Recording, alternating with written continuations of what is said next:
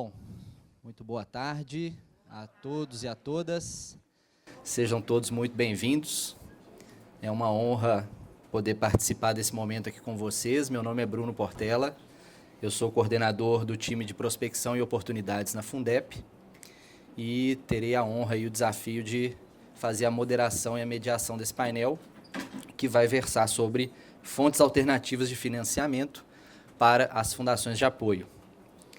Esse é um tema que é de grande importância, haja vista todo o contexto de desafios que permeiam as nossas atuações, em especial um contexto específico de queda de orçamento das nossas ICTs. Então, pensar nessa diversificação, aprender entre nós, com colegas, é sempre muito rico. Já tive a oportunidade de presenciar outras mesas que debatem esse tema e é sempre muito gratificante ver que existem caminhos. E hoje a gente tem aqui 3 colegas, teremos a participação do Rafael Visibelli Justino, diretor executivo da FAO, que vai apresentar e compartilhar conosco um case de gestão de coworking. Também temos o professor Rodrigo Gava, diretor-presidente da Funarb, que vai trazer para a gente um pouco mais de informações a respeito do case dos laticínios Viçosa, mundialmente conhecido, diga-se de passagem. E teremos também a honra de receber o Carlos Lopes, diretor executivo da nossa Fundepar, que é o nosso fundo de participações, para compartilhar também um pouco sobre essa dinâmica. Como que vai funcionar nosso tempo aqui? A gente vai ter uma exposição de cada um deles, em torno de 15 a 20 minutos. Depois a gente volta todo mundo para a gente fazer uma rodada de perguntas e também abrir para que vocês possam trazer as suas dúvidas e as suas questões para cada um deles. Espero que todos aproveitem bastante. Desejo sucesso aos nossos painelistas e aproveito para já convidar Rafael Visibelli, diretor da FAO. Uma salva de palmas.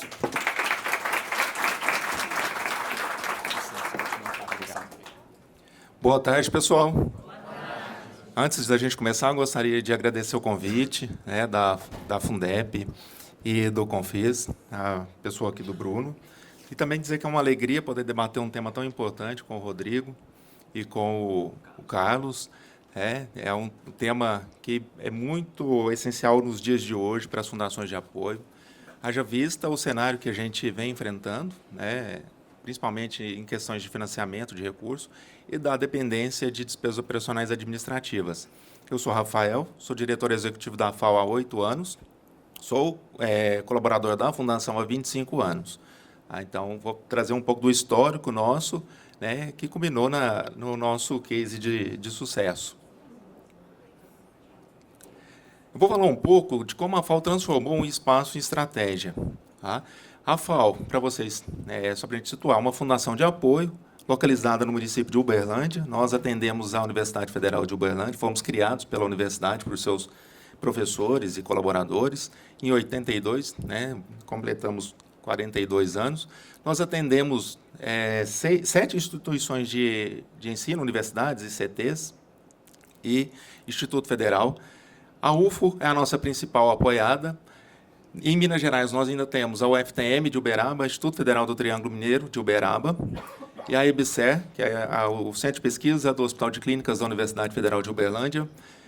No estado de Goiás, a Universidade Federal de Jataí, a Universidade Federal de Catalão, e no Mato Grosso, a Universidade Federal de Rondonópolis. 5 dessas instituições num raio de 100 quilômetros da cidade de Uberlândia.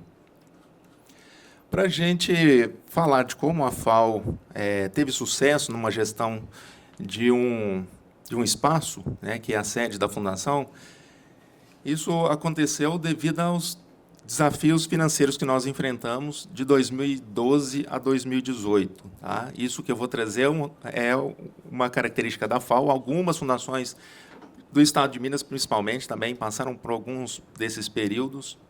Em 2000, vou falar, a gente trazer a importância de diversificar as fontes de receita e não ficar totalmente dependente das despesas operacionais administrativas. Em 2010, a FAO iniciou a construção de sua sede própria. Tá? É um prédio próprio, terreno próprio, em frente à Universidade Federal de Uberlândia.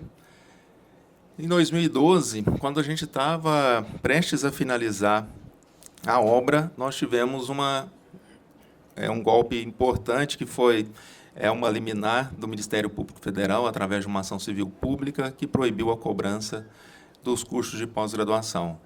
Nesse período, essas receitas e despesas operacionais administrativas de curso de pós representavam 60% da receita da fundação.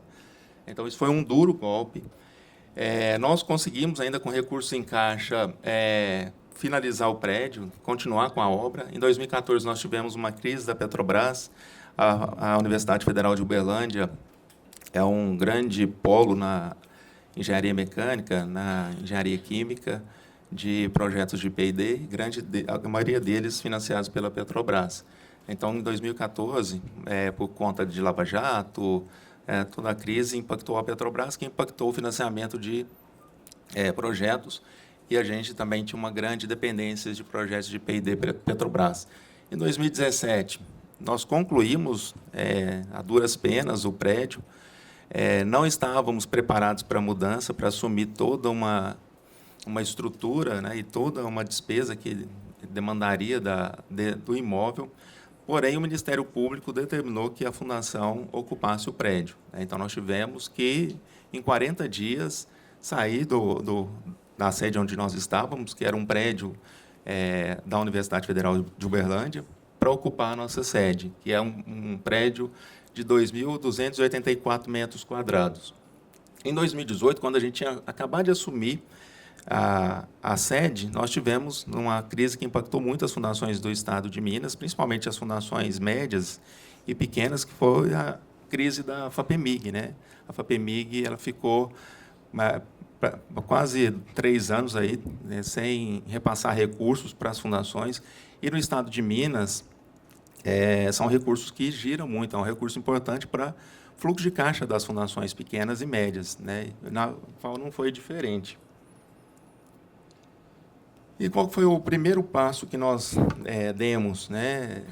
Foi aproveitar o ativo que nós tínhamos. A gente tinha acabado de ocupar um prédio, nós ocupamos só uma parte do prédio, porque, devido a essas crises, a fundação ela foi diminuindo suas atividades, foi fazendo reestruturações, né, diminuindo o número do quadro de colaboradores. Então, a fundação ocupou uma parte, que é o térreo do prédio, e nós disponibilizamos para locação 1.300 metros quadrados, né? Isso nós começamos em 2018, intensificamos, por incrível que pareça, na pandemia, né? Foi quando a gente teve o maior número de procuras por espaços, e finalizamos, em 2021, nós estávamos com 100% do espaço locado.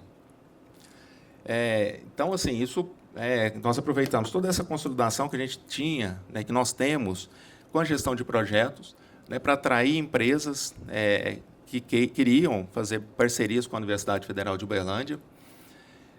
Reforçamos a nossa imagem, que estava bastante desgastada por conta das crises, por conta da determinação do Ministério Público em ocupar o prédio.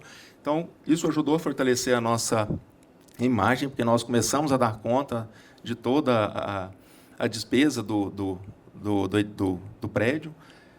A universidade achou que a FAO não fosse conseguir, que a FAO fosse entrar em insolvência. Então, a gente conseguiu, e isso ajudou bastante nessa relação com a Universidade Federal.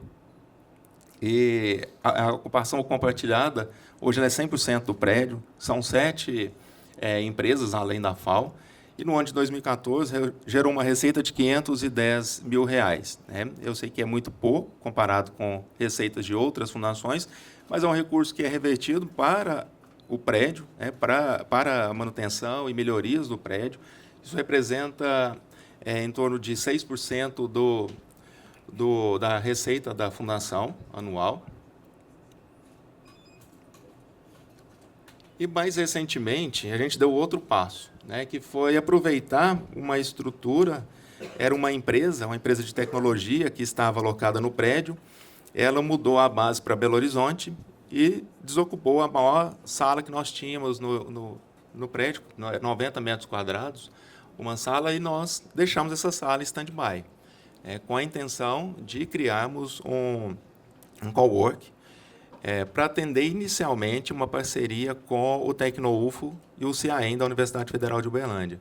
Uma vez que o TecnoUFO não tem um espaço físico ainda concluído e o CIAEM está com todo o seu espaço hoje já com empresas incubadas. Então, eles estavam com um número grande de incubadas não residentes. Então, nós fizemos uma pesquisa de mercado, um plano de negócio, contratamos uma empresa, fizemos toda a parte de branding, de naming do espaço, porque as empresas que estavam no prédio, elas são locatárias da Fundação de Apoio Universitário. Nós queríamos dar um sentido, nós não queríamos ser só um centro empresarial. A gente quer dar passos para que a estrutura se torne um hub de inovação. Então, nós começamos recentemente a filtrar mais as empresas que queiram ser parceiros, com foco hoje em empresas de inovação. Então, grande parte das empresas hoje que tiveram contratos vencidos nos últimos 2 anos não foram descontinuados por não atenderem a exigência de termos empresas de base tecnológicas. E lançamos o Cowork, que vai inaugurar no dia 12 de junho. O Cowork ele já conta com 4 empresas, já são 8 estações locadas. Então, ele tem toda uma estrutura de estações, que podem ser usadas de forma híbrida ou permanentes. E nós temos salas também individuais, para dar suporte às empresas que fazem parte do Cowork e até mesmo das empresas que estão junto conosco na fundação. Dentro do espaço, nós temos ambientes de descompressão, nós temos um mercadinho todo automatizado, então atende bastante às necessidades de quem transita dentro do prédio. E a projeção de resultado é de 15% da receita do centro empresarial que nós temos. E o importante dizer que isso não é nem uma questão financeira, não é nem para a gente agregar mais recursos financeiros, até mesmo para posicionar a fundação dentro do ecossistema de empreendedorismo e de inovação, dentro do município de Uberlândia. E através do Coworking, nós já conseguimos algumas parcerias importantes, que é o Uber Hub, que é um hub, uma comunidade de inovação, uma das maiores do estado de Minas, Eu acredito que alguém aqui já ouviu falar. O TecnoUFO, nós estamos firmando agora uma parceria com o TecnoUFO, onde as empresas incubadas não residentes e as associadas não residentes, elas terão um desconto na alocação de espaços dentro do nosso prédio. Nós já temos uma empresa, que é do TecnoUFO, que é parceira nossa, e o Uberlândia Summit, que é um dos maiores eventos hoje de inovação no estado de Minas, que acontece em Uberlândia, vai acontecer pelo 3º ano consecutivo. A FAO é uma das apoiadoras, e esse ano o apoio vai ser em nome do COE. Aqui um pouco do Uberlândia Summit no ano de 2024. E um vídeo para vocês conhecerem o espaço. Você já conhece a origem do nosso nome? Não? Então senta que lá vem a história. Coé é uma palavra tupi-guarani que significa aqui mesmo. Ela reflete a fusão da cultura ancestral com a contemporaneidade. O nosso espaço de cowork está enraizado em suas tradições, mas sempre voltado para o futuro. No Coé Cowork acreditamos que a colaboração é a chave para o crescimento e que todos têm um papel essencial na construção de algo maior. Cada profissional, startup ou empresa que passa por aqui traz consigo uma visão única. E o nosso espaço está preparado para acolher e potencializar essas ideias. Criamos um ambiente acessível e inclusivo, onde cada indivíduo pode explorar o seu potencial e transformar suas ideias em realidade. Aqui, tradição e modernidade se encontram para criar um ambiente que estimula a criatividade e o compartilhamento de ideias, impulsionando a inovação em cada detalhe. Trabalhamos juntos, crescendo juntos, porque acreditamos que o sucesso é compartilhado. Coé Cowork, mais que um espaço, uma comunidade.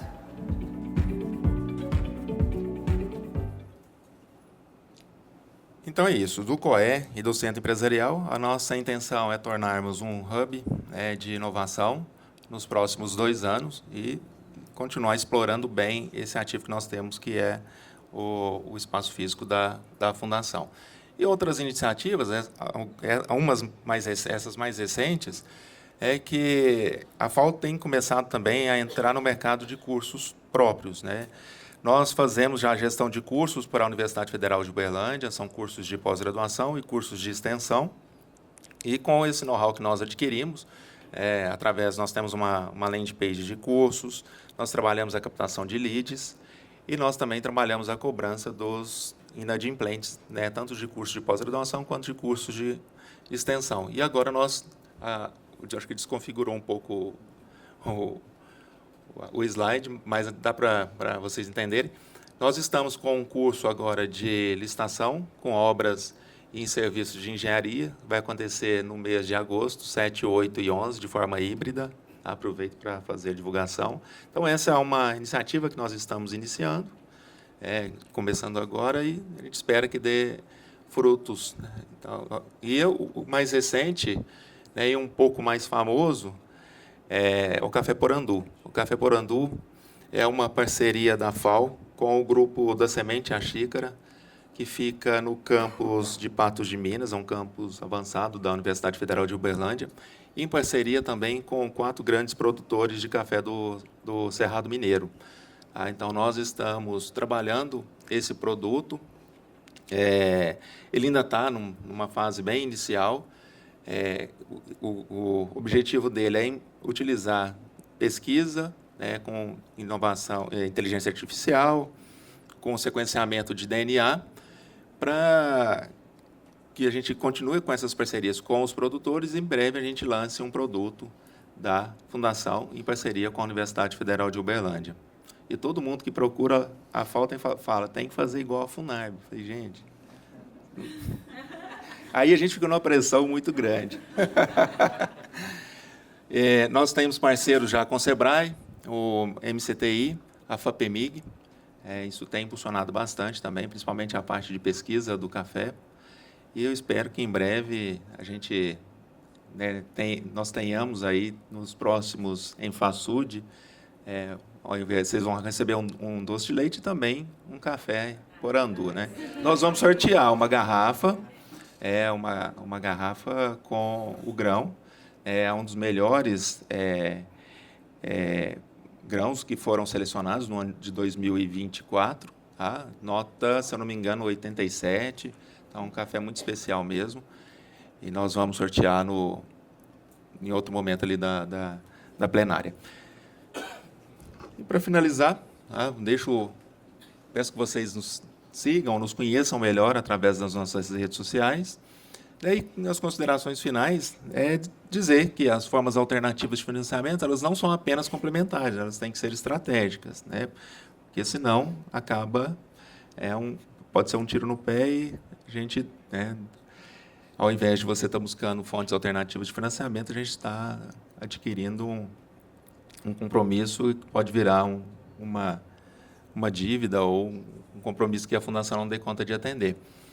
O nosso caso é um caso específico de utilização de um ativo, né, que é a nossa sede. A gente passou a depender menos de DOAs, né, apesar que significa muito pouco ainda, mas, pelo menos para a manutenção e melhoria da estrutura, hoje a gente não precisa de projetos para mantermos, né? Não só a estrutura, mas também as pessoas que trabalham na gestão do prédio. E a maior resiliência também, frente à oscilação no cenário político e econômico, e a possibilidade de reinvestimento em inovação, estrutura e pessoas, tá? Isso é extremamente importante, porque toda a receita é reinvestida na Fundação, tá? A gente não usa essa receita para outras finalidades. E um fortalecimento da marca da Fundação e agora do COE. Então, eu agradeço e me coloco à disposição de vocês. Obrigado.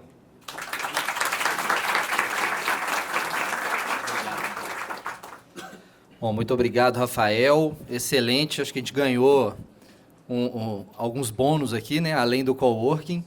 É interessante que sempre que a gente pensa em fontes alternativas, a gente precisa ter o famoso olho no peixe e o outro no gato. Então, assim, a gente não pode nos distanciar, né? O que a gente está fazendo em busca de novas receitas não pode nos distanciar da nossa essência, da nossa vinculação institucional. E eu acho que isso fica muito claro aqui nos exemplos que a gente vai ter a oportunidade de conhecer hoje. Bom, sem muito mais, antes no nosso próximo painelista, eu chamo aqui o professor Rodrigo Gava para compartilhar conosco o case Laticínios Viçosa. Uma salva de palmas para ele.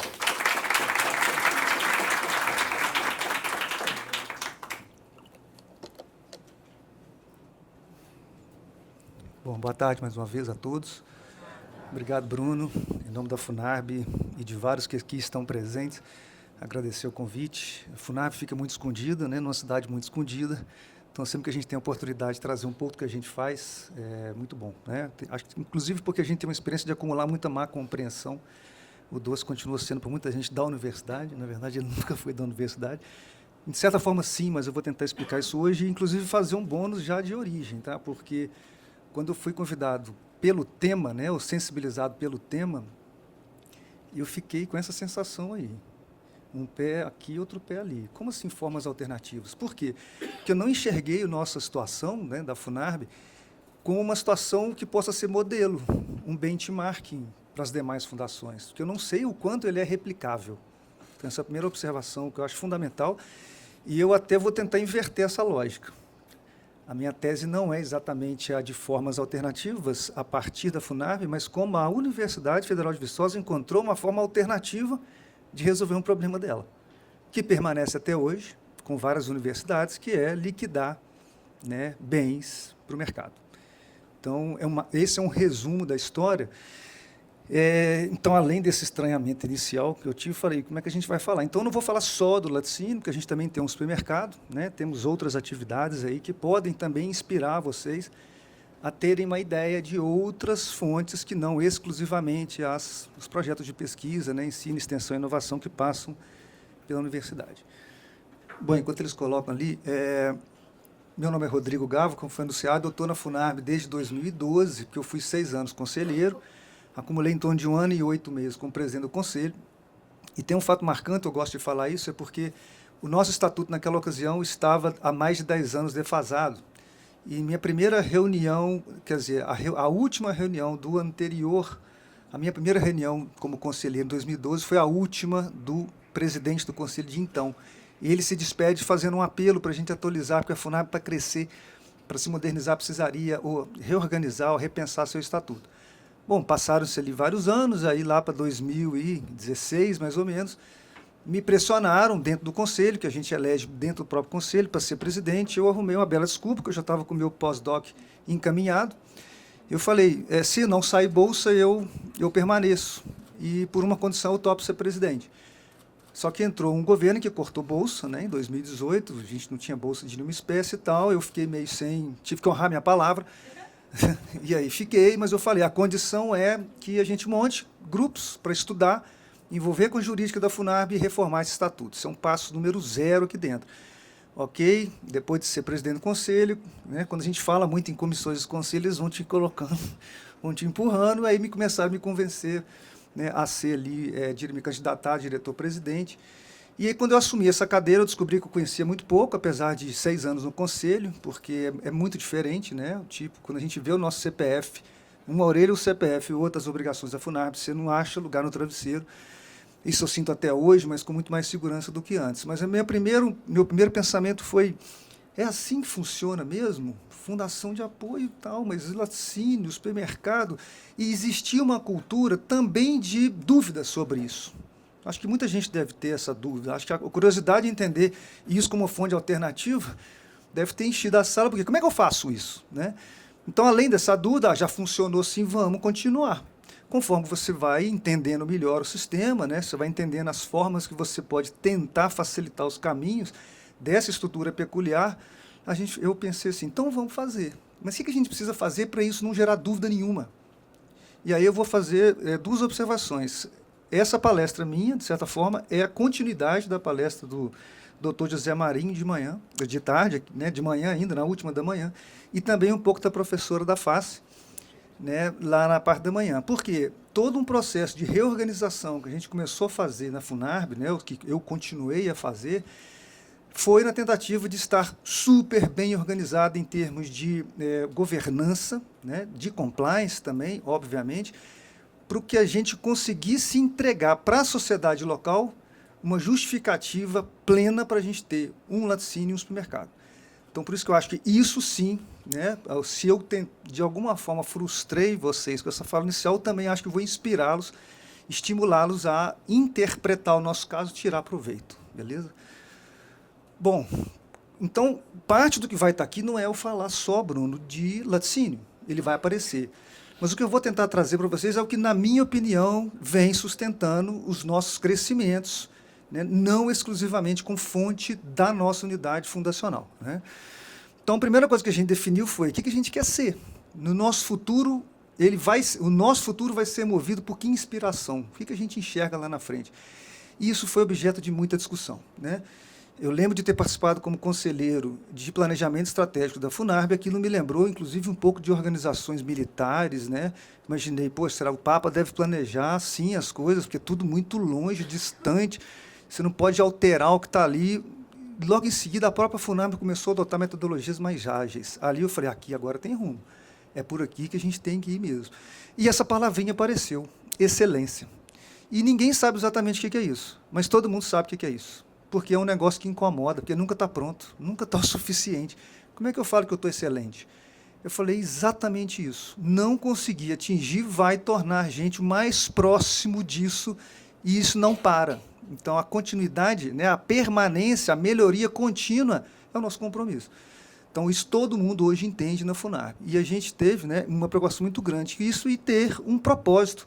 Se minha visão é sempre pensar por meio e para atingir excelência, o que eu tenho que ter como propósito? Nós descobrimos, né, que é assim, todas as 3 unidades tinham que ter uma identidade. Lembra do problema inicial, como é que eu justifico 2 unidades que não são típicas de fundação? E está ali o que une todo mundo hoje, contribuir para o conhecimento que faz diferença para a sociedade. O que nós estamos falando? Ciência, tecnologia e inovação, relação fundamental que NITs e fundações de apoio participam, né? Da relação entre o setor econômico e o conhecimento, que 95% do conhecimento científico é gerado, né, em universidades federais e outras instituições públicas de pesquisa.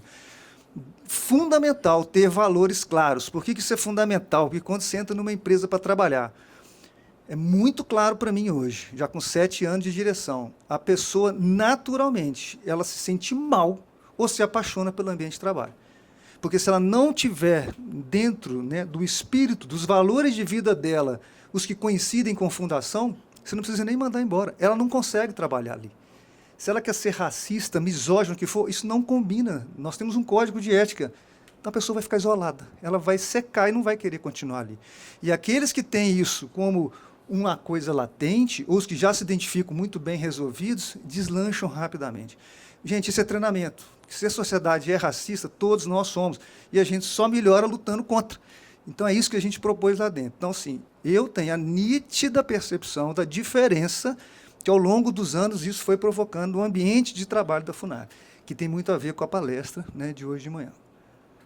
Bom, deu uma desconfiguradinha, mas aqui estão como é que a Funarb acaba sendo, né? A gente chama de um grupo Funarb, porque a gente tem a unidade de projetos, tem o supermercado escola, que tem importância fundamental na nossa história, o laticínio não precisa nem falar, e a gente pode até chamar de quase uma 4ª empresa, ela tem status internos de gerência, que é um centro de serviço compartilhado.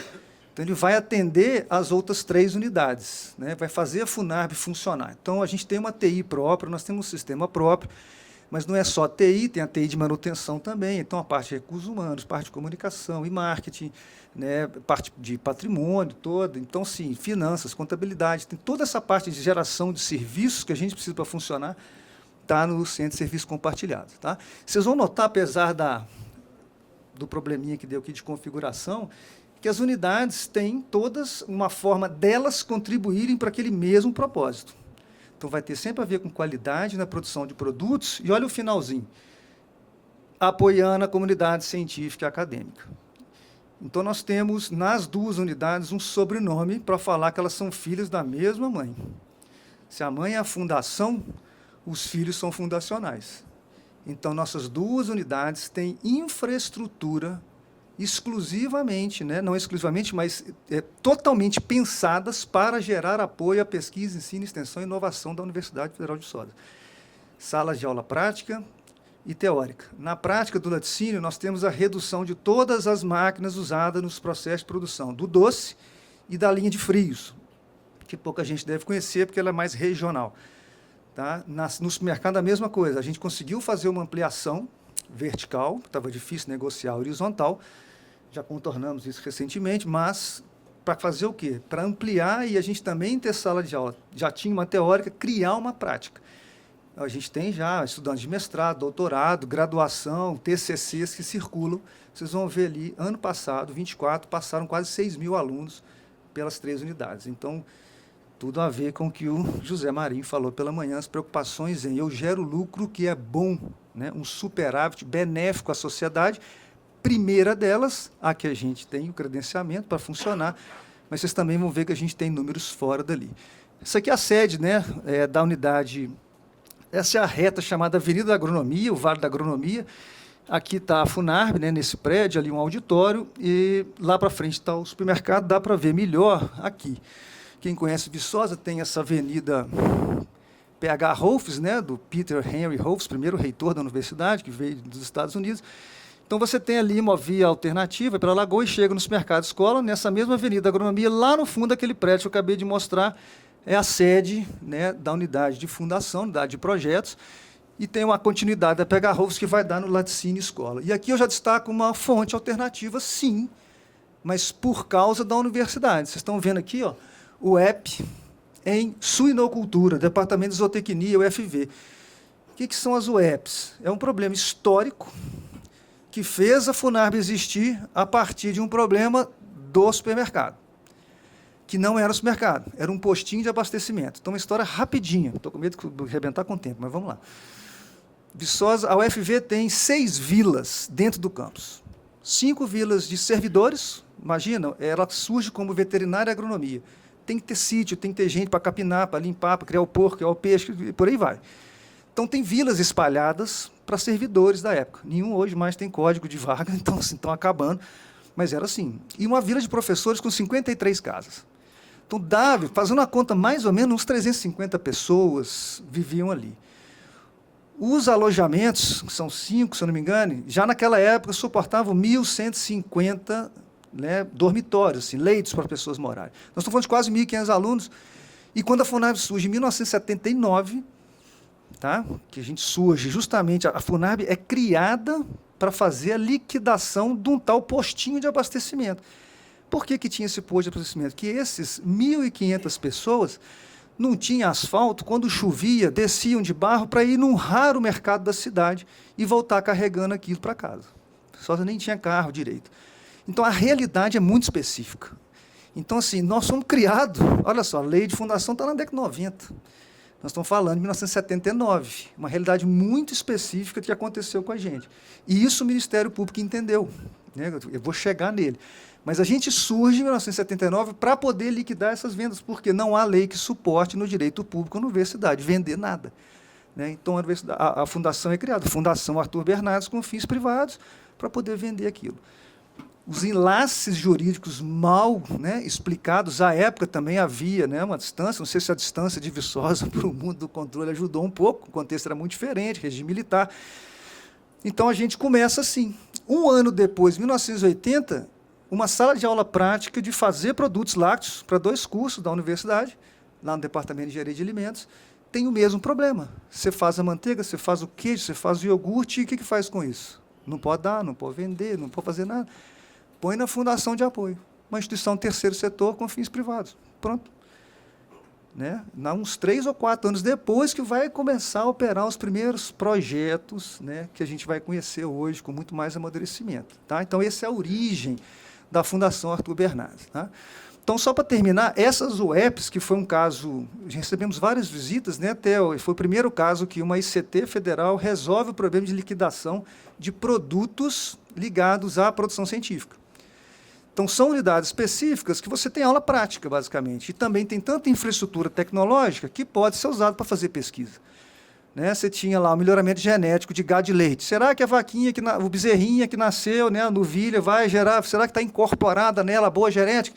Espera aí, mas tinha 2, como é que tem 3 agora? O controle não aceitava isso. Aí você não pode matar o bicho, você não pode enterrar, problema ambiental, você não pode dar, porque pode dar problema em alguém, a Anvisa não reconhece, como é que faz? Então, o que a gente passou, e muitos ainda passam? O controle finge que não vê, a gente finge que não faz. Só que teve uma denúncia. E a denúncia também é porta de solução de problemas. Respira fundo, interprete a denúncia, vamos começar a consertar as coisas daqui. Na ausência de leis, vamos criar normas. E a gente começou, a FUNARB, junto com a universidade. Não foi uma coisa simples, demorou um tempo, né, daqui e dali, posições distintas. Por qual que era a saída que chegou do TCU para o UFV? GRU. Aí aquele dinheiro você não sabe se volta e você mata, porque os, sei lá, 7, 8 cursos, nota 7 da UFV, tinham UEPs, que a gente foi chamar de UEPs, né, unidades como essas, fundamentais à produção científica de alto desempenho. Né? Então, a gente começou assim, a gente vai dar transparência, não tem lei, a gente vai dar transparência, a UFV vai ser responsável por tudo, tudo. No final, está o produto lá, a fundação entra comercializando. Nós entregamos a resolução, o TCU fez observações e uma única e importante modificação. Recursos. Tiro da fundação, como é que é a fundação? Qual que é a remuneração necessária para ela operar esse sistema? Considerando sua infraestrutura, seu pessoal, tantos por cento. A gente consegue.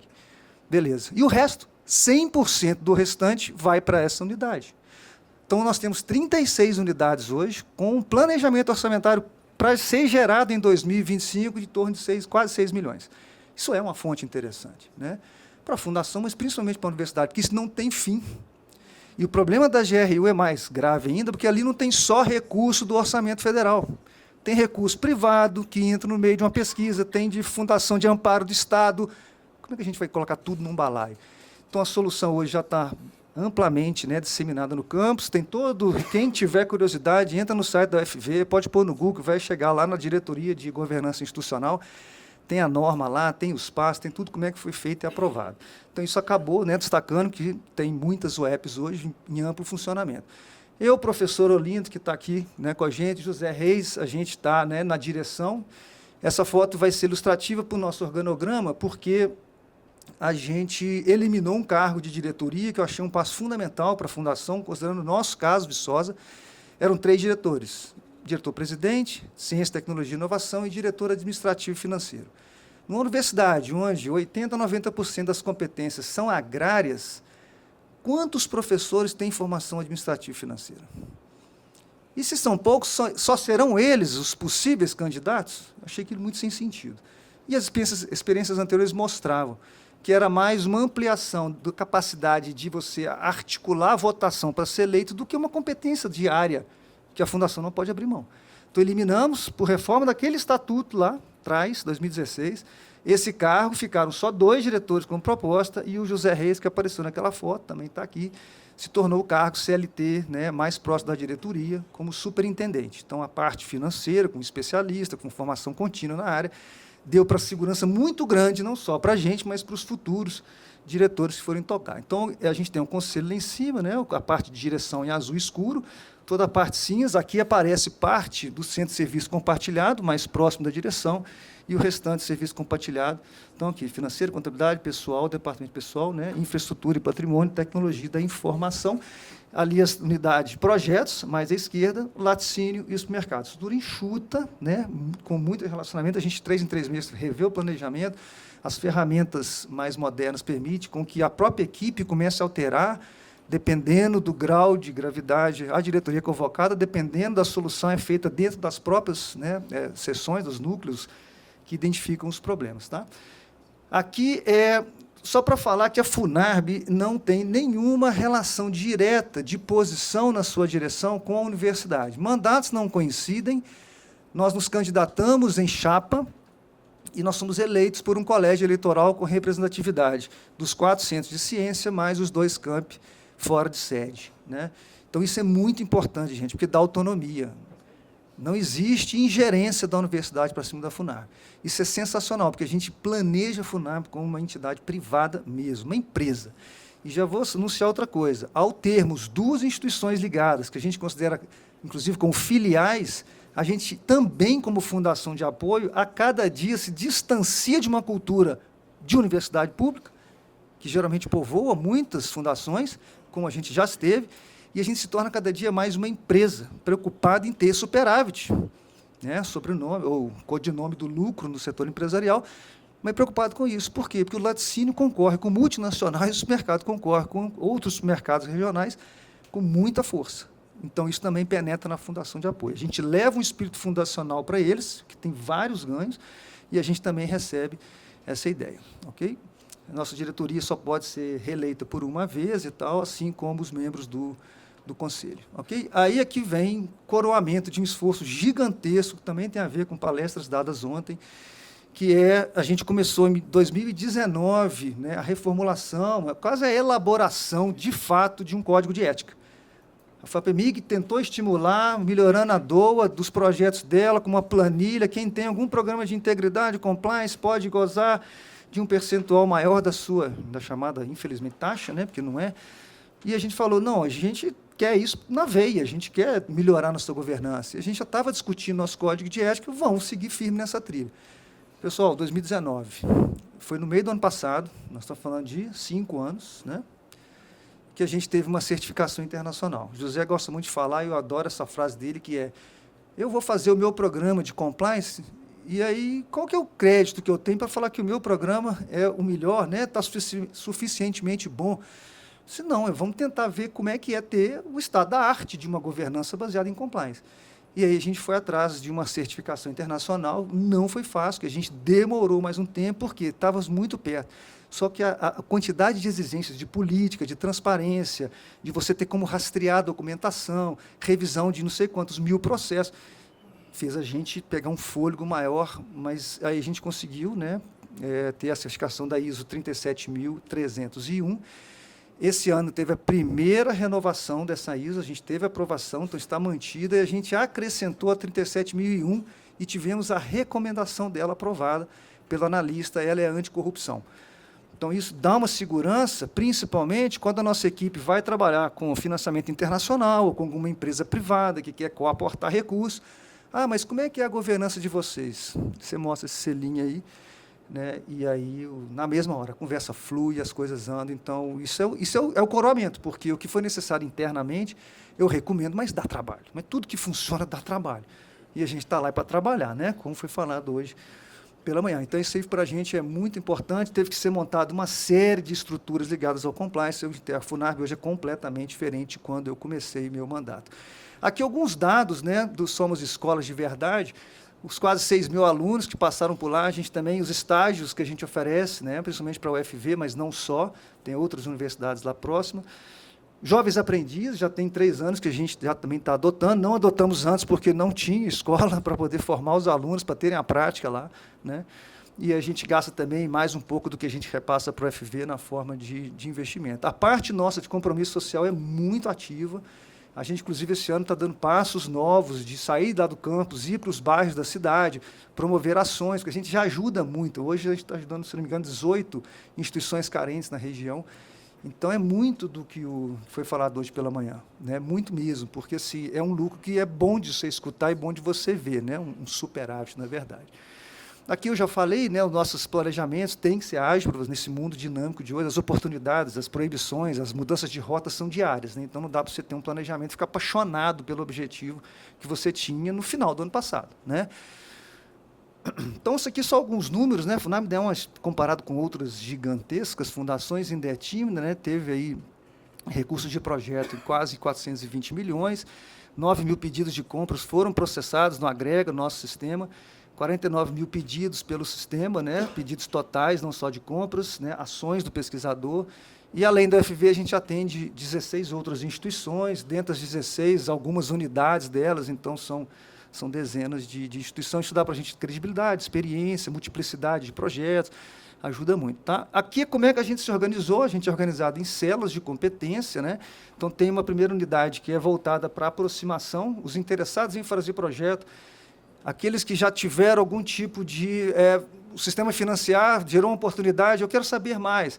Ou eu nunca fiz nada, como é que eu faço? Todo aprendizado inicial, o início do elo é feito por esse núcleo. Eu também faço prospecções, né, como é o papel do Bruno, e também recebe passivamente das orientações. Aí a gente tem mais 3 núcleos, onde o projeto vai, de fato, acontecer, relação gestor com os coordenadores de pesquisa se dá no núcleo de gestão de recursos, muito ligado com compras e importações, né, e, por final, a PC. Então, é uma estrutura enxuta, são 4 especialidades, e dentro dessa especialidade nós temos subcélulas de especialidades, quantas necessárias forem. Então, especialista em importar tal tipo de produto e tal, e assim a gente toca nosso projeto. Então, o sistema agrega transita nos 3 núcleos de cá, assim como o primeiro, mas principalmente entre os 3, gerando os fluxos, né? A prestação de contas já começa quando se vê a primeira compra acontecendo, e o financiar gerando oportunidade de pesquisa. Aqui a gente pegando uma tendência, como é que essas coisas vêm dando certo, a gente se comparando com os resultados nossos anteriores, né? Nos últimos 5 anos, a gente teve um crescimento na captação de 641%. Tem aquele boom atípico ali, quem é de Minas, né, vai lembrar de um recurso do Estado, da Secretaria de Educação, então ele deu uma exagerada num ano, mas é uma tendência, tirando ele, crescente aí. Tá? E aí vem a unidade que faz a FUNARB, em 1979, ser sugerida, né, pelo reitor da época.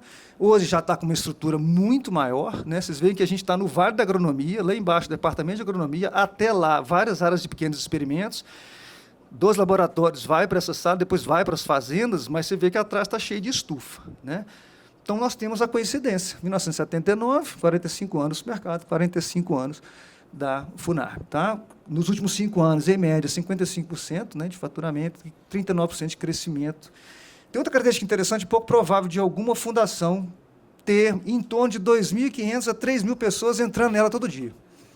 É o volume de pessoas que circulam, pelo menos isso é prova, né? Pode ter mais gente que entra e não compra, que passam pelo supermercado. E quando entra lá, ele não tem que entrar no supermercado, ele tem que estar entrando numa fundação de apoio.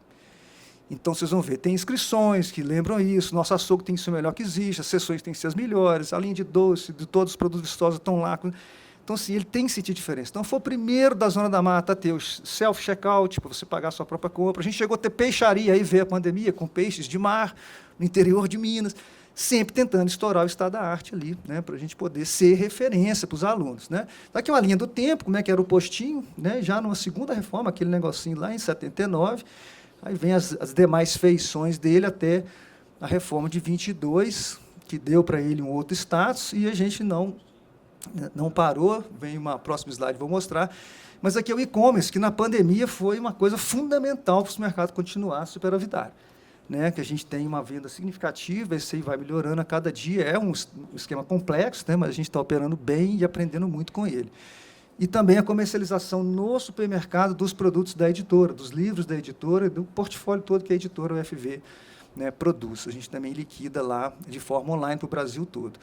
Isso daqui é a foto à esquerda, é a condição atual. Isso aqui já é uma repaginação à direita em cima do layout do supermercado, que a gente vai alterar para coincidir com o nosso próximo projeto, que a gente pretende terminar até o ano que vem, em homenagem aos 100 anos da UFV, que é um restaurante-escola, vinculado ao supermercado-escola, que já vende refeições e é um sucesso absoluto no campus, pela carência de bons restaurantes. Então, a gente deve, se tudo der certo, né, está passando pela comissão de obras da UFV ainda, aquela mesma coisa de Codema, aquilo tudo, mas a gente tem esperança. A expectativa é, se ele for aprovado na integralidade do seu projeto, em torno de 200 pessoas com refeição, parte coberta 92 pessoas, que ele vai ter um deck ali para fora, próximo à lagoa. Aqui é o que todo mundo conhece, pelo menos o principal produto, né, que é o doce de leite, só que a gente tem 40 produtos ativos, nos últimos 5 anos cresceu quase 100%, diariamente são coletados em torno de 24 mil litros de leite, um laticínio pequeno, modesto, né, assim, médio para pequeno, né, mas o nosso diferencial é a qualidade.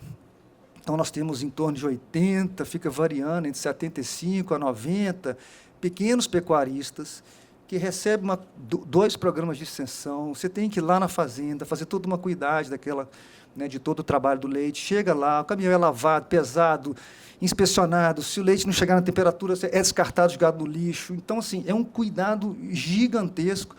E aí a gente consegue entregar um produto que chegou aqui em 2019 com o prêmio de décimo, né, prêmio de melhor doce de leite do Brasil, quando a gente decidiu não mais competir, porque coincidiu com 2 leis em favor desse doce. um reconhecendo como de elevada relevância cultural do Estado o processo de fabricação, e depois, logo em seguida, uma outra lei falando que Viçosa é a capital mineira do doce de leite, inclusive está sendo discutido para isso originar um polo de turismo na cidade de Viçosa. Tá? Então, aqui nós temos 4 sabores, para quem não conhece, não é só o tradicional, tem adicionado com coco, com cacau, né? Boa parte do cacau era importada, agora já estamos aí com a matriz de produção brasileira já a todo vapor, e com café, que traz um retrogosto de café muito interessante, e já começamos, né, com representação nos Estados Unidos, então ele já está chegando, aquilo ali são as áreas de representação que a gente pretende alcançar por inteiro, o Canadá também já fez pedido, sonho ir para a costa oeste também, mas já tem também contato do mundo árabe, inclusive a latinha já tem ali o escrito em árabe, já estamos testando algumas coisas para tentar aumentar, consequentemente, aumentar o tamanho dele ou uma outra unidade de produção. E aqui muita gente nunca deve ter visto, que é a nossa linha de frios, além da linha de doce. Então, aqui a gente tem manteiga e requeijão, que já foram premiados, para mim, uma coisa inacreditavelmente maravilhosa, que é esse grego, é uma sobremesa, uma coisa de outro planeta. Tem a Vida Leve, que é uma linha sem lactose, sem gordura e sem açúcar, né, na tendência do mercado. Então, o aluno de engenharia de alimentos, tecnologia de alimentos, sai da sala de aula e entra na sala prática e sabe fazer isso tudo, encontra a sala limpa com todos os ingredientes, sai, a sala é limpa para o próximo professor. Então, não só são dadas aulas práticas, também com a sala de P&D nossa. A gente desenvolveu alguns desses produtos lá nessa sala. É uma novidade, não, mas pelo menos, não é uma novidade, mas é um carinho para vocês. A gente vai ter na área de coffee break ali depois uma degustação para vocês dessa linha de frios. Ela está basicamente restrita à região de Viçosa, não à toa, né? Também não é fácil você entrar em grandes mercados, mas quanto mais pessoas também conhecerem, divulgarem e demandarem, mais os estudos internos podem fazer crescer nessa distribuição. Mas são muito bons, recomendo muito. Tem 3 queijos também, meia cura, o queijo Minas Padrão e o mussarela. E a diferença que vocês vão ver é que ele vai remeter a gente, como eu que experimentei a primeira vez o Minas Padrão, me lembrou a infância. Porque, na minha singela opinião, não de diretor da fundação, mas de consumidor, né, os queijos estão todos ficando meio que mussarelados, né? Você não sente gosto de um queijo para o outro. E quando eu comi esse Minas Padrão, deixa eu ver como é que é isso. Meu cérebro falou, como é que é esse mussarela aí? E veio o gosto de Minas Padrão. Aquele gostinho que tinha lá antigamente, quando eu via mais honestidade, né? Então é isso, gente. Para resumir, último slide, desculpa, eu devo ter estourado o tempo. Não tem segredo, tem a inversão. O que a gente faz é justificar essas 3 unidades e não dar limite de crescimento para elas, porque a inter-relação é muito boa para a gente e para a universidade. Então, é uma governança muito ajustada para você conseguir ter esse ciclo todo, as 3 unidades completamente integradas desse espírito, tá? E muito envolvimento social. Parece que eu tinha combinado, né, com o promotor pela manhã para poder fazer essa palestra, eu poderia ter feito ela pela manhã aqui também. Obrigado a todos aí, experimentem e degustem bastante do produto. Obrigado, professor. Eu já vou passar diretamente para o Carlos e aí a gente explora no tempo final as considerações e perguntas, porque aqui a gente também teve uma visão ampliada. E, Carlos, seja bem-vindo, a palavra está com você, eu vou colocar a apresentação ali, enquanto isso, recebemos ele com uma salva de palmas. Obrigado, pessoal. Obrigado pelo convite e obrigado a todos vocês pela presença, né? Ver vocês aqui todos é muito bom. Agradecer também, professor Rodrigo, pela essa lembrança de Viçosa. É bom lembrar, eu sou formado em Viçosa e a primeira vez que eu tive contato com empreendedorismo e inovação foi dentro da Funarb, há 21 anos atrás. Então, é legal ver a arquitetura. Bom, pessoal, eu sou o Carlos, eu sou diretor da Fundepar. Enquanto o Bruno coloca ali, vamos conversar com vocês um pouco sobre investimento, tá? Sobre criação de fundos de investimento. E no investimento qualquer, nós estamos falando de investimento em empresas de base tecnológica, algo que a Fundepar tem feito há 12 anos. Isso aí. Então, vindo direto ao ponto, como comecei a falar, a Fundepar é uma gestora de programas e de fundos de investimento que foi criada pela Fundep. E o que a gente faz, o que a gente tem feito nesses últimos 12 anos é encontrar empresas de base tecnológica com elevado potencial de crescimento e investido nessas empresas. Recursos financeiros, mas também um apoio, né, no dia a dia da empresa para que ela consiga alcançar os seus objetivos de crescimento. O motivo que levou à criação da Fundepar há 12 anos atrás ainda existe, deixa eu controlar meu tempo aqui, ainda existe, que é esse potencial, esse gap que existe no Brasil entre a nossa capacidade de geração de conhecimento e a nossa capacidade de inovar. Então, quando a gente olha a posição nos rankings, isso aqui sempre varia ao longo dos anos, para 2 posições para mais, 2 posições para menos, mas esse gap geralmente ele existe. E a gente entende, a Fundep entendeu há 12 anos atrás que uma das formas de preencher esse gap era criando um veículo de investimento focado em empresas de base tecnológica da universidade, que seriam um dos primeiros investidores para favorecer o surgimento e essas empresas atravessarem o famoso Vale da Morte e levarem as tecnologias para o mercado.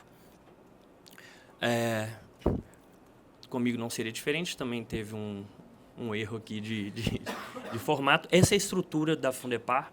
Então, a Fundepar foi criada pela Fundep como uma empresa de participações, SA, e ao longo da nossa história a gente desenvolveu 4 veículos de investimento. Então, a Fundepar ela começou a investir exclusivamente na UFMG por um programa de investimento, algo inovador e pioneiro no Brasil. Infelizmente, eu ainda repito que nós somos os únicos a fazer isso. Então, aqui é uma provocação para que a gente tenha mais fundações trabalhando da mesma forma.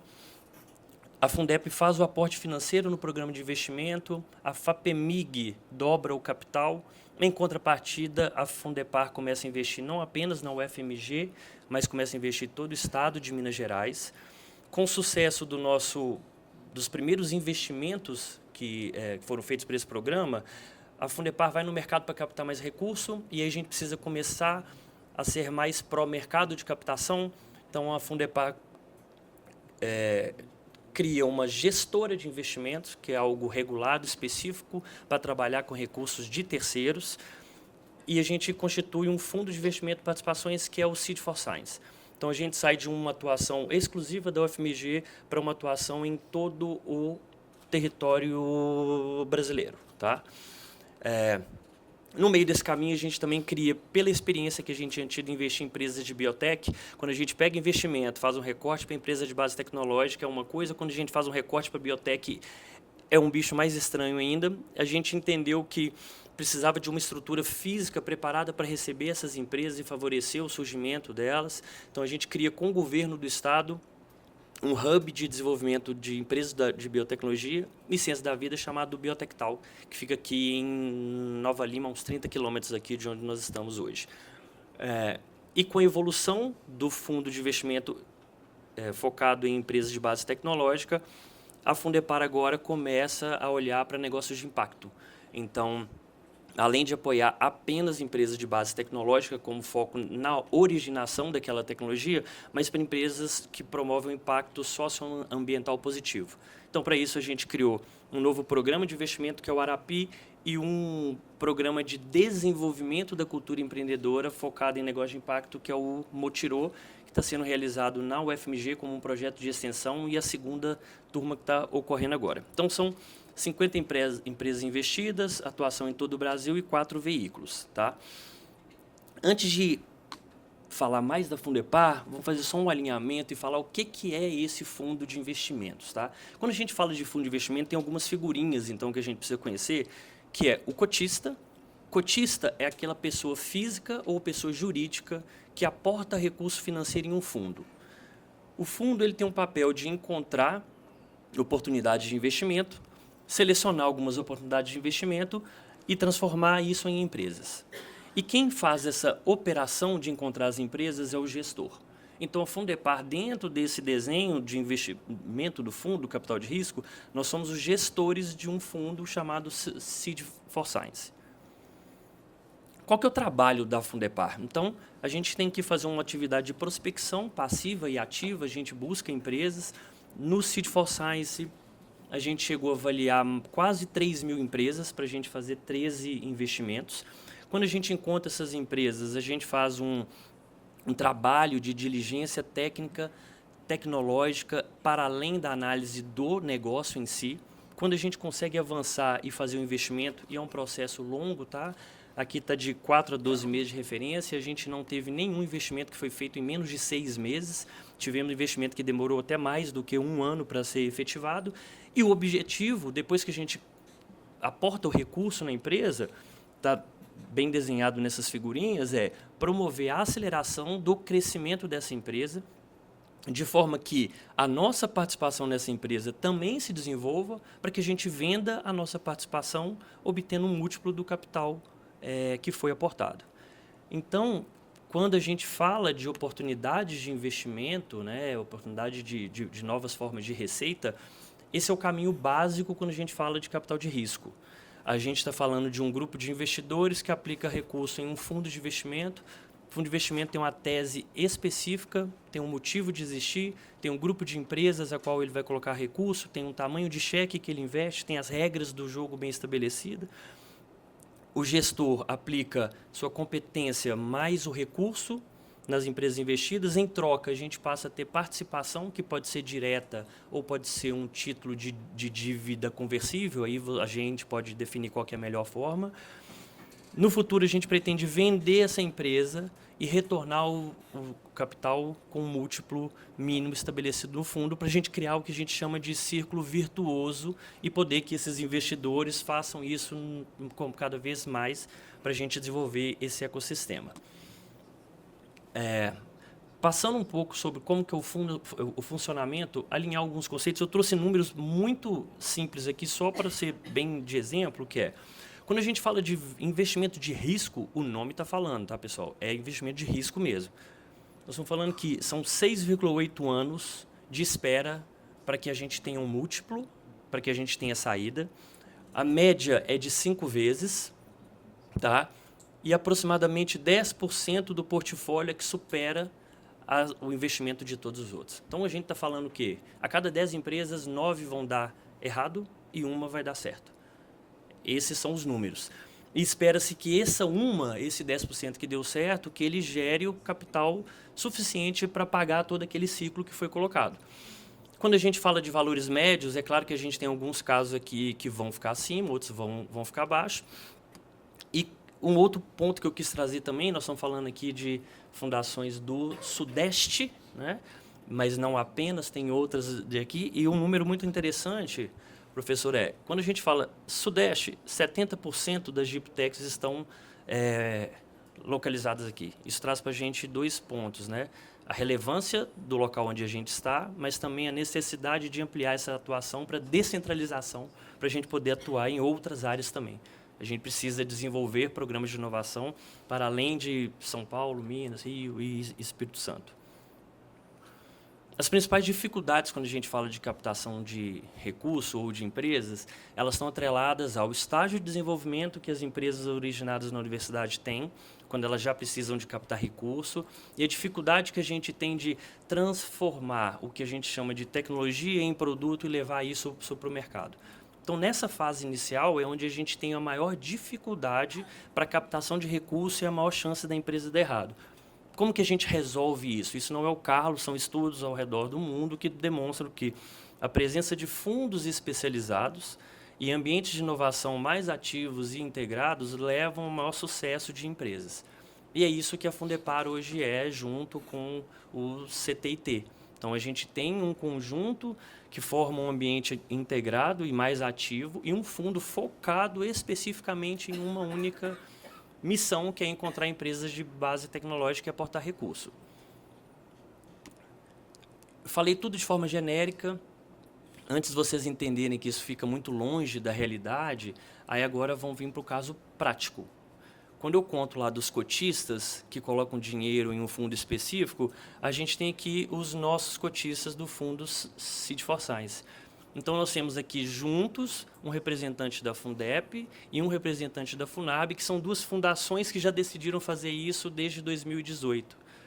Então, Fundep, Fundepar, Funarb, junto com o Banco de Desenvolvimento do Estado de Minas Gerais, Espírito Santo, Companhia de Desenvolvimento de Minas, FAPEMIG e outro grupo de investidores, alocaram aproximadamente 40 milhões de reais para serem investidos em empresas. Então, toda aquela teoria se tornando realidade. aquele outro gráfico que eu mostrei para vocês, a gente recebia o dinheiro, fazia uma seleção de empresas. Então, esse é o resultado do nosso trabalho dos últimos 5 anos de investimento. Nós tivemos aproximadamente, são 2.900 e algumas empresas avaliadas, no qual a gente investiu em 13 empresas. Fundos de investimento, antes que você já comece a perguntar sobre retorno, geralmente ele tem uma regra de 10 anos. Então, você passa os primeiros 5 anos da vida do fundo investindo recurso e nos últimos 5 anos você começa a fazer o desinvestimento do fundo, que é aquilo que eu mostrei naquela figurinha das empresas que crescem. E para a gente contar para vocês, no nosso primeiro ano de desinvestimento, a gente conseguiu ter já um primeiro sucesso. Então, eu estou trazendo para vocês o exemplo de todo aquele desenho lúdico que eu coloquei. Um grupo de cotistas, 2 fundações aportando recurso, grupo de gestores buscando as empresas, acrescentando, e a gente vendeu uma empresa spin-off da UFMG para o grupo Bradesco há 1 ano atrás. E eu acabei de receber uma mensagem, quando a gente estava aqui, da contabilidade da Fundepar, pedindo justificativa de que era um dinheiro que tinha aportado. É porque hoje entrou mais uma parcela, porque a compra foi feita aos poucos, entrou uma hoje. Então, isso acontece, gente. Então, é real e isso é um efeito transformador que eu acho que vale a pena fazer um parênteses aqui. Nessa foto aqui, ó, nós temos o professor Nívio Ziviani. E aí, só para vocês entenderem, quem não conhece, o Nívio conhece uma empresa chamada Google, né? E a Google só veio para o Brasil há alguns anos atrás, especificamente para Belo Horizonte, porque ela comprou a empresa do Nívio. E ela foi a 2ª vez que ele estava vendendo uma empresa. Para o Bradesco foi a 3ª. Então, é um caso de sucesso de um empreendedor serial, no qual nós investimos nele também em 2019, se eu não me engano, e vendemos agora. Voltando para números, então, da Fundepar, 12 anos de história, 57 empresas nesses 4 veículos investidos. Trouxe aqui alguns números, mas eu queria chamar a atenção para 2 números aqui.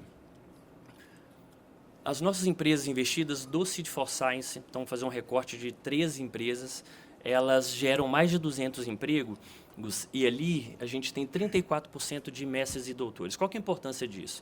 Não sei se vocês têm conhecimento, mas no mercado formal de empregos do Brasil, a presença de mestres e doutores é de 1%. Então, nas nossas empresas é 34%. Isso mostra que está sendo transferido tecnologia e está sendo gerado emprego relevante. Isso é um dos retornos de investimento que a gente precisa avaliar também. E outro número que eu chamo aqui é para esse aqui, ó.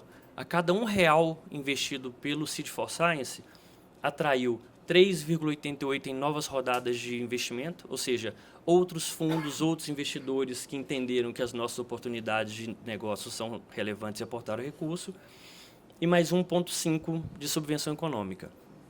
Ou seja, nós estamos falando de R$1 destravando, né, um capital catalítico, vamos colocar assim, quase R$5, se eu não me engano, deve dar 4,7 ou 5,7 ali. Trazendo um pouco mais de informações, quando a gente começa lá no programa de investimento, aquelas primeiras 5 empresas, das 5 que nós investimos lá atrás, de 2013 a 2018, a gente encerrou a operação de duas encerraram a operação, 2 foram vendidas e uma ainda está no nosso portfólio, então ainda temos a chance de vender 3 de 5. Do Seed for Science, não nominando, mas eu queria trazer 2 casos, né? As 2 são da universidade. Uma a gente entrou numa fase de reestruturação da companhia, então a empresa já tinha produto, já estava no mercado, mas precisava se reestruturar e não era atraente para o mercado o suficiente, então a Fundepar comprou esse risco. Vendemos a empresa por um múltiplo superior a 6 vezes do capital que foi colocado. E no outro caso, é uma empresa que a gente construiu aqui dentro desde o momento zero. Então, a gente teve que trabalhar o modelo de negócio, teve que desenvolver como que eles atuariam. Essa empresa já realiza vendas. E aí eu estou trazendo um ponto aqui para chamar a atenção, que é as 2 empresas, elas captaram mais recursos e subvenção econômica do que aquele capital que foi colocado, e vocês vão entender onde que eu vou levar com isso. Deixa eu inverter a ordem aqui. Talvez vocês já tenham visto esse gráfico, né? Esse gráfico é um gráfico não se apeguem à distância que existem, nem um nome específico da fase, mas é para demonstrar qual que é o ciclo de desenvolvimento de uma startup. Desde o momento que a gente tem ideia, o que a gente tem nessa barriga que vai vindo aqui para baixo é investimento, é perder recurso financeiro. Até que a empresa tenha o que a gente fala aqui de sucesso do negócio, ela consome tempo e dinheiro. E é por isso que fundo de investimento é necessário. A não ser que vocês tenham condições de pegar recurso próprio e investir em volumes muito significativos, alguma hora vocês vão ter que ir para o mercado, se você está empreendendo, para captar o recurso. E aí, quando eu falo de apoio, é pelo seguinte: uma das fontes de recurso das fundações é a gestão de recurso de subvenção econômica, certo? As empresas captam um projeto, a fundação gera e ela tem uma porcentagem com relação a isso. E se a gente estendesse esse tempo? E se a gente entendesse que, quando a gente está gerando o recurso daquela empresa nas fases de pesquisa e desenvolvimento, então ela vai avançando na fase de desenvolvimento até que ela vire uma empresa.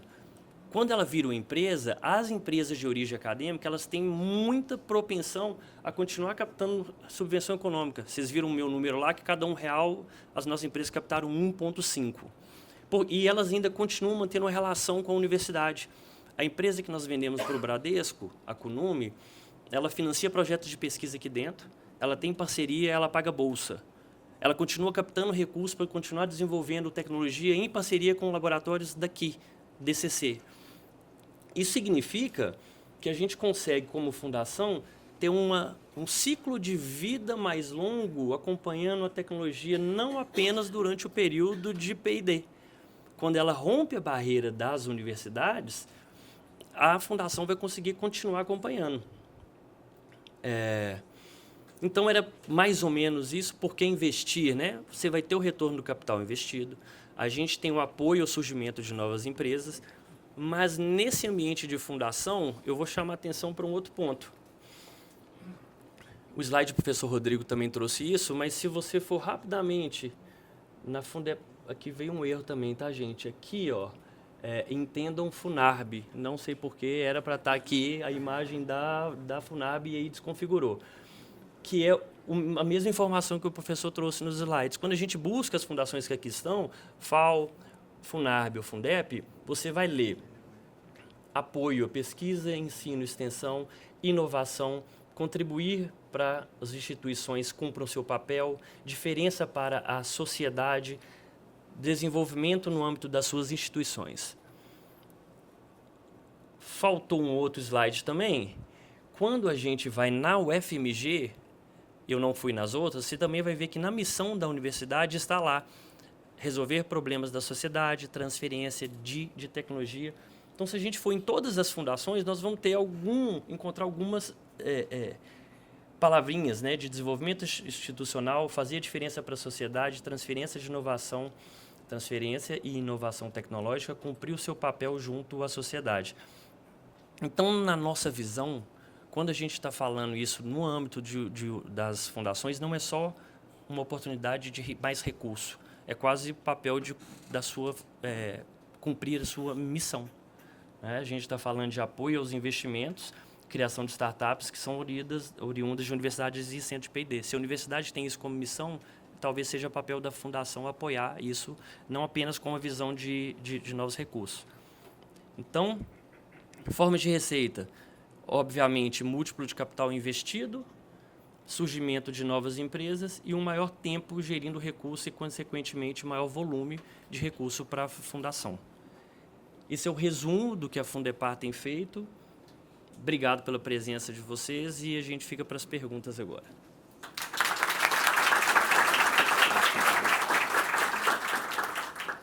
Muito bem, então já convido Rafael, professor Rodrigo, Carlos para sentarem à mesa. Nós estamos na reta final do painel, a arbitragem já está na pressão, mas a gente já negociou com o VAR, que a gente teve um probleminha técnico, então nós vamos ganhar 5 minutos. Queria dar a oportunidade para vocês, tem uma lista aqui de umas 15 perguntas, mas eu vou abrir mão para prestigiar a opinião de vocês. Importante, pergunta no microfone, porque está sendo gravado, e também já deixo aqui o convite para o próximo painel, que vai ser no auditório principal, com o professor Renato Giannini, que já está entre nós. e vai nos abrilhantar aí com o encerramento do evento. Além do que, teremos sorteios também lá no palco principal.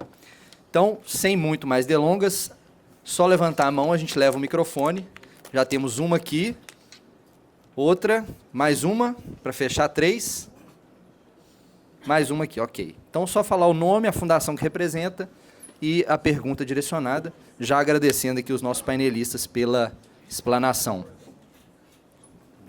Boa tarde, Guilherme Goldani, da FAIF Sul, a Fundação de Apoio lá de Pelotas, Rio Grande do Sul. A minha pergunta, acho que é direcionada aos 3 palestrantes. A partir do momento que as fundações elas desempenham atividade econômica como fontes alternativas de receita, elas entram no mercado e passam a ser concorrentes de outras empresas do segmento aos quais ela está atuando. E a gente sabe, né, e isso foi bem explanado, que em nenhum momento as fundações se dissociaram da sua essência estatutária, né? E com isso elas podem, inclusive, carregar os benefícios que a lei as confere, especialmente os benefícios fiscais, né? E fundações que têm imunidade tributária, por exemplo, não pagam a cota patronal de uma folha de pagamento que representa 30%, né, de uma folha. A minha pergunta é nesse sentido. Vocês conseguiram, nessas atividades, carregar os benefícios que uma fundação tem por ser uma fundação de apoio? Houve questionamento dos órgãos de fiscalização, em caso positivo, ou em relação à concorrência no mercado, né? E eu faço essa pergunta porque lá na nossa cidade, a nossa fundação fazia a gestão da farmácia escola, que era uma farmácia de manipulação de medicamentos para levar ao hospital escola, uma complementação do hospital escola. Acabou crescendo com muita força, né, no mercado, constituindo uma marca própria, né, mas tinha uns benefícios, como, por exemplo, a cota patronal, a ausência de aluguel. O mercado local começou a se voltar contra, o caso foi parar no TCU, e o TCU mandou fechar a farmácia escola. Claro, isso nós estamos falando em 2010, numa época em que os entendimentos não eram tão consolidados como hoje, né? Existia um cenário de incertezas jurídicas em relação às atuações das fundações de apoio. Mas a minha pergunta é essa, assim, se vocês conseguiram carregar os benefícios das fundações de apoio, especialmente benefícios fiscais, para essas atividades econômicas, e se houve apontamentos por parte dos órgãos de fiscalização. Obrigado.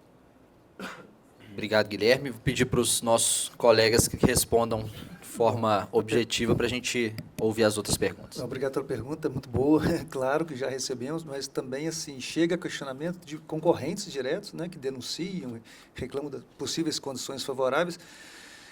O que eu diria? Primeiro que a gente a gente paga aluguel, a gente tem sessões onerosas. As 3 unidades estão dentro do campus, mas 3 imobiliárias foram avaliar, e o campus eu diria, é um lugar de autoespeculação, se fosse uma área de aluguéis.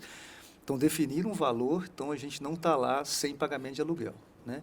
A isenção dos impostos federais, a gente goza e tal, mas a gente tem geralmente uma contrapartida. Eu vou até dividir minha resposta com o meu diretor administrativo financeiro, na parte patronal, mas assim, a gente poderia perguntar o quanto que o papel das nossas atividades que não há da unidade de projetos contribuem, né, para a própria universidade, porque a gente retorna para a universidade parte importante do superávit, e também as atividades todas que são feitas, né, assim, a gente não pode entrar em detalhes que você nunca vai provar, mas a sanidade no pagamento dos demais tributos ela é 100%, né? A gente, como que ser empresário, que eu mais escuto de empresários é como é que eu faço para lidar com tanto imposto no Brasil. A gente paga todos integralmente, porque somos escola. Atendemos os cursos de contabilidade que não saem das unidades, entendendo os lançamentos. Então, assim, também tem um tipo exemplar de trabalho na sociedade que eles não se equiparam. Então, isso sumiu. Teve uma ou outra denúncia, tal, aquela coisa, as respostas foram contundentes o suficiente. José, você quer complementar alguma coisa do... Paga o patronal também. Então, paga o patronal. Então, sim, acho que a gente está melhor na fita que eles. Obrigado, professor. Mais alguém quer comentar? Em relação à experiência da fundação, nós não carregamos nenhum benefício, né? É uma atividade econômica, livre concorrência. E quando que o Conselho da FAO decidiu pelos aluguéis das salas, e agora, recentemente, pela criação do cowork, foi tudo discutido com a promotoria, na Curadoria das Fundações e não colocaram nenhuma objeção na atividade. A Fundepar é uma empresa separada, né? É um outro CNPJ, então a gente não carrega nenhum tipo desse benefício, é uma gestora de recursos como qualquer outra. O que a gente, agora virando a página, o que a gente carrega é o DNA, digamos assim, né? Então a gente está alinhado com o princípio de atuar com empresas oriundas de universidade. E aí a gente tem todo o benefício, todo o respaldo de ter, por exemplo, uma coisa na nossa origem, que foi a confiança dos pesquisadores a trabalhar com uma gestora de investimento no início. Houve muita confiança de abrir as tecnologias, de vir buscar recursos, porque era a Fundep. Então, quando eles viam a Fundepar, por mais que fosse um CNPJ diferente, a Fundep Participações. Então, é no mesmo prédio, no mesmo local, dentro do campus. Então, a gente conseguiu receber por osmose, essa confiança que tinha. E, no meu ver, isso foi mais valioso que a gente do que qualquer tipo de benefício. E com relação à concorrência, a gente é muito específico em nicho, tá? Existem outras gestoras que falam que investem em empresa de base tecnológica. Eu já falei isso em diversos lugares, tirando a humildade, né, de lado. Eu desafio alguém a ter o mesmo perfil de portfólio, de base tecnológica que a gente tem. Às vezes a gente vê 10% do portfólio, dinheiro indo para fundos muito maiores, mas a gente é bem específico com o nosso propósito. Excelente, obrigado, Guilherme, pela pergunta. Vamos passar para a próxima. Boa tarde a todos. Klinger, da Facto, da Fundação de Apoio do Instituto Federal do Espírito Santo. Acho que minha pergunta vai muito no sentido do colega da FAIFSO e aí para a FUNARB, que vocês são um caso completamente atípico, pelo menos na minha visão. O Instituto Federal foi criado, né, em 2008, com a lei de criação dos IFs, mas nós tínhamos as agrotécnicas no Espírito Santo, tem escola lá com 75 anos, né, que foram incorporadas ao IF. E essas escolas, elas são produtoras, a exemplo de Viçosa, de produtos em função do ensino, da pesquisa, da extensão. Aí é semovente, aí é produção, e esses excedentes, a escola pensa na possibilidade de comercializá-los para que isso possa reverter em benefício para a própria escola, para a própria unidade, né? E não sei se a FUNARB pode abrir isso para nós. Vocês conseguiram, de que forma? É um CNPJ à parte que vocês têm do supermercado, do laticínio? Como é que fica a questão fiscal do ICMS? Porque a gente tem, né, pelas prerrogativas, aí, algumas isenções, mas transformar a Fundação de Apoio em um comércio, minha contabilidade está batendo a cabeça lá para ver se a gente resolve isso, e está difícil.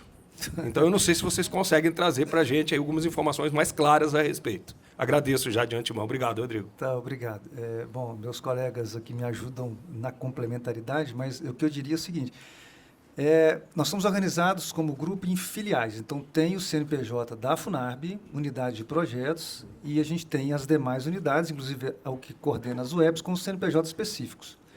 Tá?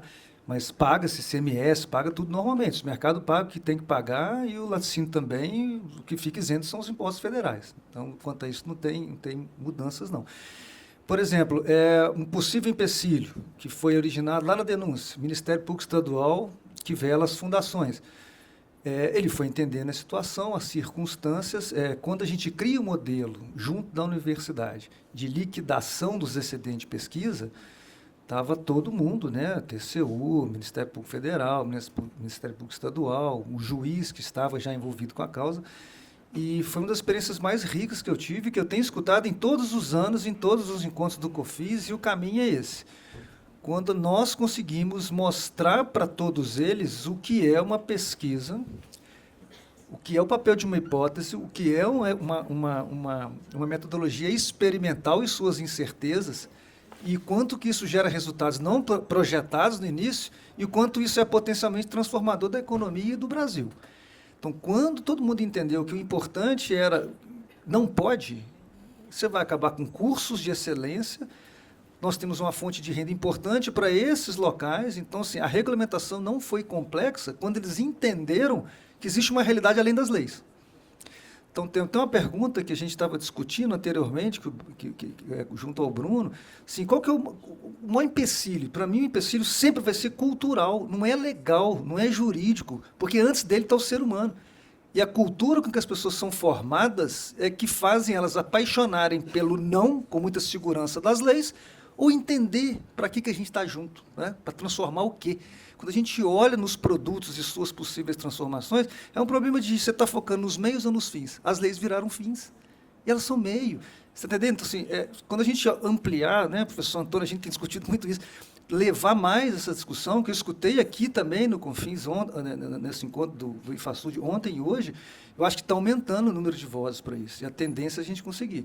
Quando o nosso promotor foi à FUNARB, eu levei ao laticínio, e a gente meio apreensivo, né? Porque, nossa, negócio relativamente grande, uma fundação, e ele saiu de lá assim, eu quero saber se os outros campos da universidade têm essa mesma estrutura, que se não tiver, você tem que colocar.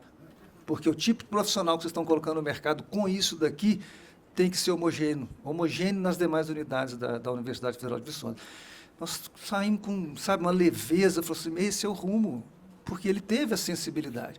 Mas basta mudar, ele está para aposentar, que tudo pode voltar a ser como antes, entendeu? A gente fica nesse fio da navalha, infelizmente, né? Mas, assim, para a gente hoje é uma coisa muito tranquila, senão, imagina, a gente já está exportando doce, a gente tem planos de ampliação, e isso reverte para a universidade.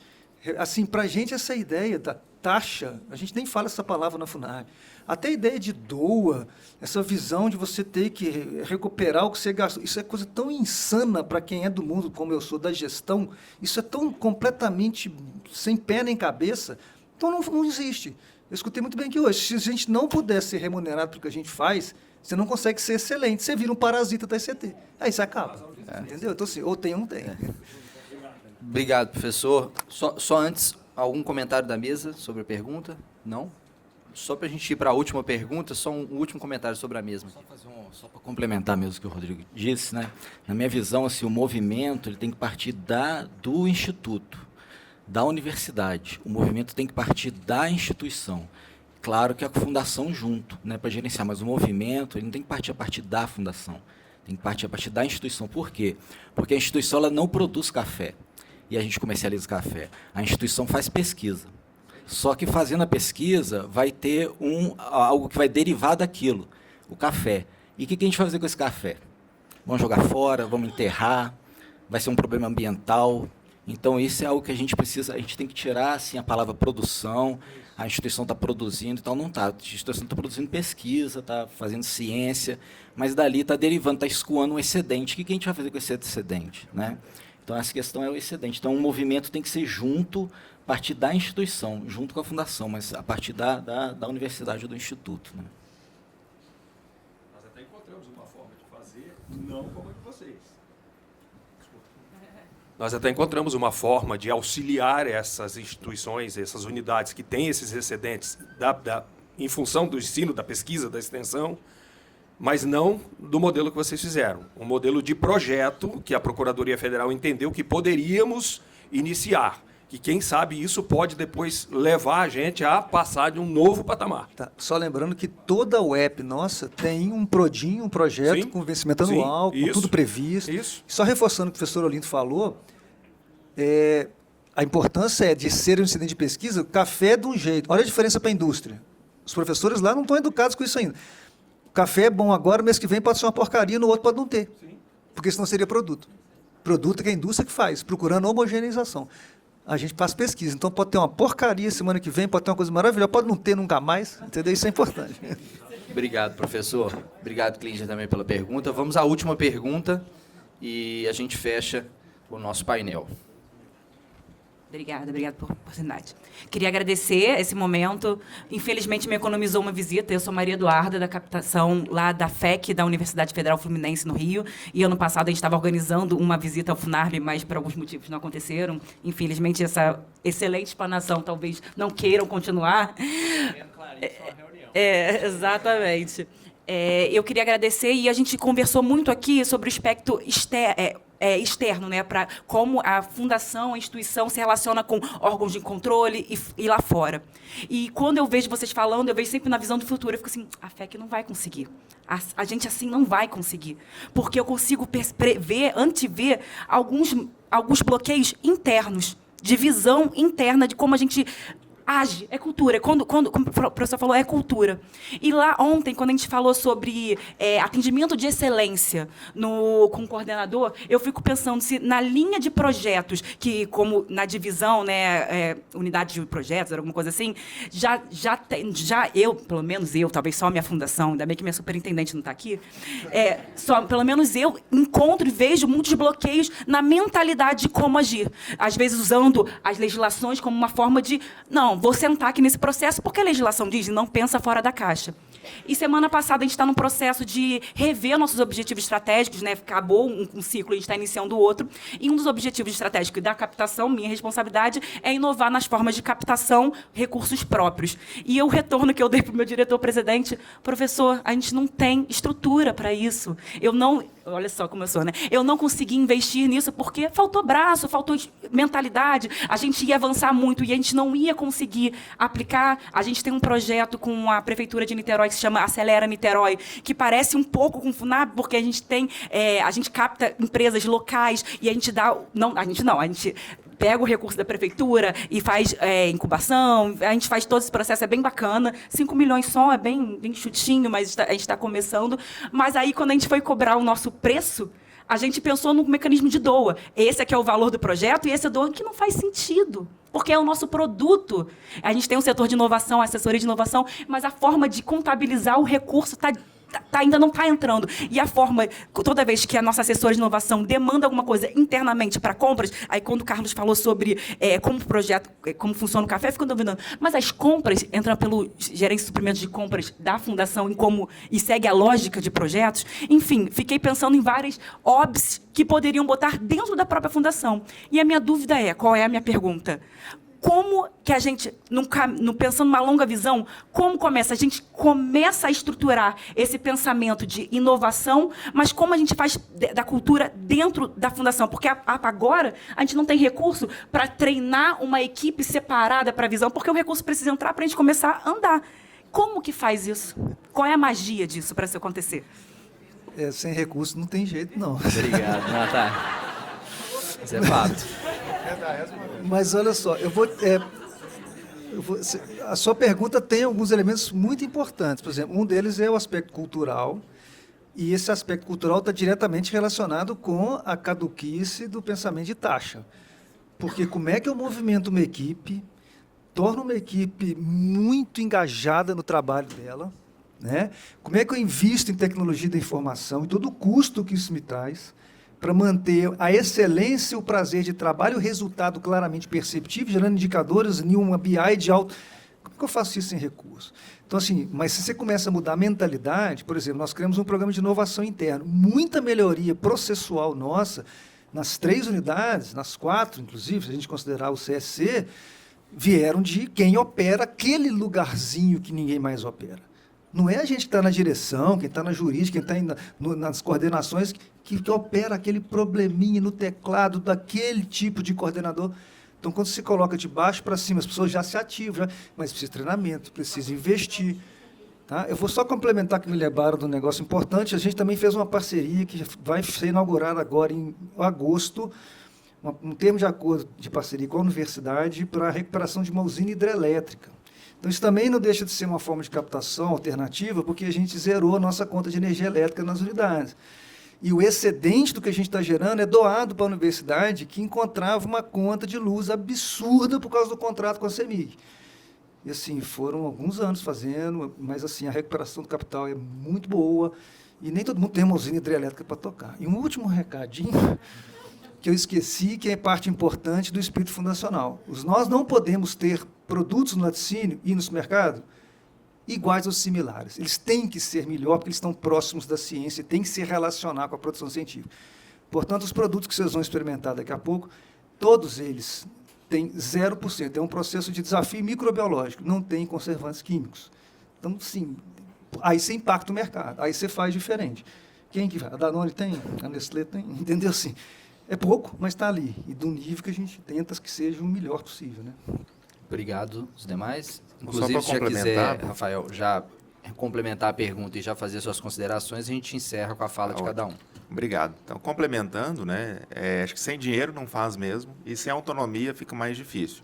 Então, a Fundação de Apoio ela tem que ter autonomia para a tomada de decisão, porque senão você passa a assimilar mais a cultura da sua apoiada. Né? Isso torna mais difícil qualquer atividade inovadora dentro de uma fundação de apoio. Aí finalizo também agradecendo mais uma vez o convite, né, o prazer de estar aqui com o Carlos e o Rodrigo, e de poder inspirar, né, um pouco vocês para novas fontes de financiamento para as fundações de apoio. Obrigado.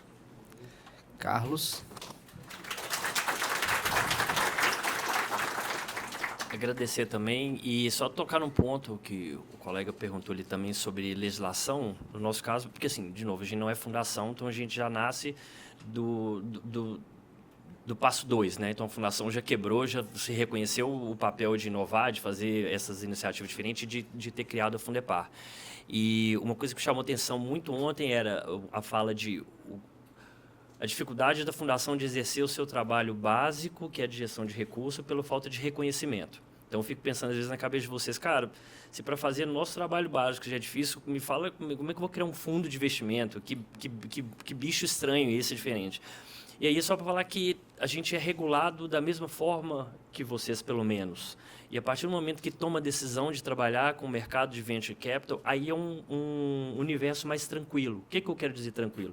Existe regulamento, existe CVM, existe Ambima, existe um conjunto de normativas que define o passo a passo como que você faz. Então, a partir do momento que você definiu trabalhar com investimento de risco, se você fizer pelo caminho correto, não existe risco, o risco é da empresa não dar certo. O risco é inerente à aplicação do capital. Mas você tem todos os regulamentos, normativas, auditorias. Quando você fala de fundo de investimento, todo passo a passo, você tem a Fundepar, que é gestora, mas você tem administrador do recurso, você tem o custodiante, você tem as auditorias externas. Então, são 40 anos de legislação do mercado de capital que amadureceu e que tem todo passo a passo para gestão de recursos de terceiro.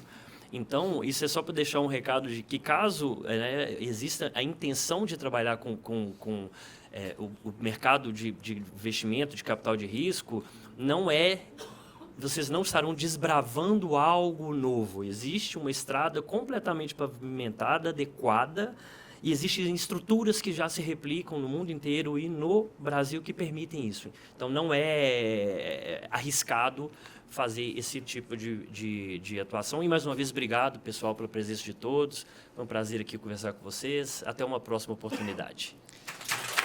Bom, obrigado, então, aos nossos especialistas aqui na frente. Agradecer também a cada um de vocês que dedicou o tempo para estar aqui conosco. Convidá-los para o nosso delicioso coffee break agora e a nossa palestra de encerramento com o professor Renato Giannini.